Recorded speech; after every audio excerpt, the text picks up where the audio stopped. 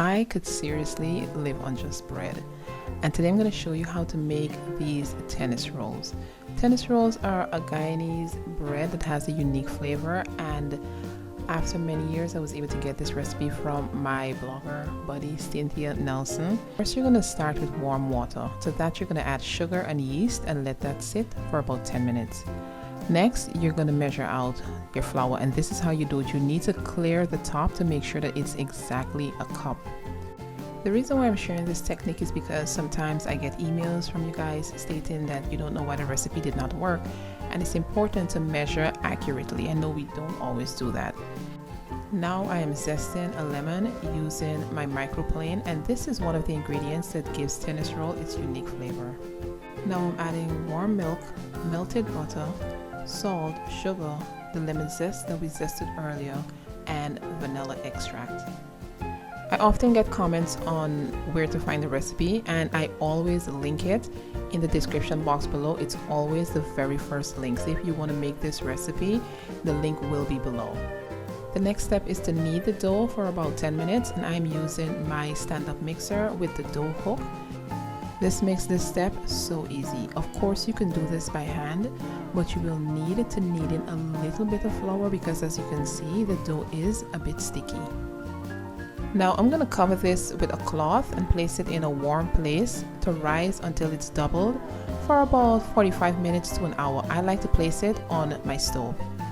And I just give the dough a punch, and I absolutely love to do that. I don't know why. But anyway, the next step, I'm going to turn it out onto my counter, and I'm going to sprinkle just a little bit of flour as I knead it. And I'm going to knead this for about 2 minutes, just until it becomes smooth and I'm able to form it into a ball.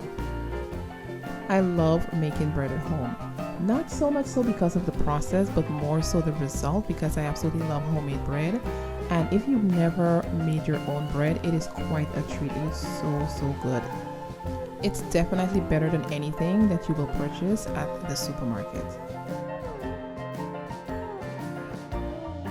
Now that I've formed the dough into a ball and it's smooth, I'm going to divide this into 12 equal pieces. And the easiest way to do this is to divide it in half, then half again, and then into 3 pieces. If this is your first time here, welcome. I am Jehan of Jehan Can Cook. Please be sure to hit the subscribe button so you can stay up to date with any new videos, and be sure to hit the bell as well. Now that I've divided the dough into 12 equal pieces, I'm just folding it onto itself, and then I'm gonna just kind of roll it around in my hand to form that shape, and it's also gonna be smooth and get that nice round shape that you're looking for.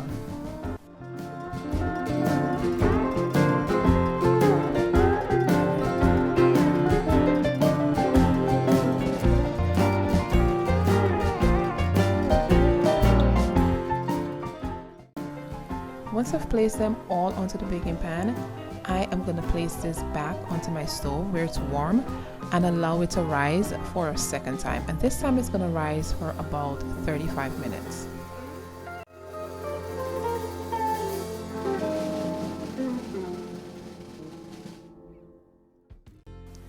After it's sat for about 35 minutes, this is what it's going to look like, and as you can see, you can tell that it's bigger than it was before, so this is exactly what we want.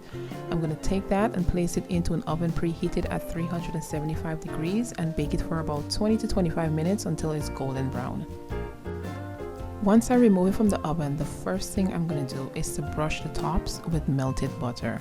Look at that, they are perfect. They're golden brown, they've baked perfectly. The butter is going to give it a nice flavor and help it to stay soft on the top.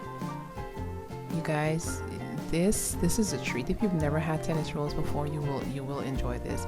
I like to have mine with butter or of course cheese, but you can also enjoy it by itself or with jam. Let me know in the comment section how you enjoy your tennis roll. Thank you guys for joining me, and be sure to give me a thumbs up, and I will see you next time.